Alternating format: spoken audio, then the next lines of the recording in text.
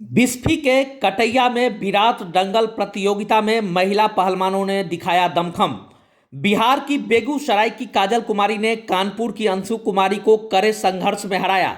एक अन्य मुकाबले में बक्सर की चुस्त और फुर्तीली मधु कुमारी ने बनारस की प्रीति कुमारी को मात दी। पुरुषों के मुकाबले में राहुल थापा नेपाली ने झांसी के पवन कुमार को शिकस्त दी।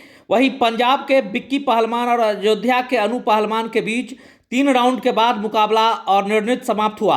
एक अन्य रोचक मुकाबले में नेपाल के काठमांडू के पहलवान उपेंद्र थापा ने झांसी यूपी के शैलेंद्र कुमार को हराया।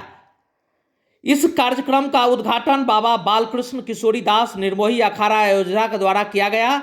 इस अवसर पर मुखिया मंजू देवी, विष्णुदेव सहनी, सोनाफी सहनी, गणेश दास, विजय सहनी आदि लोग मौजूद थे।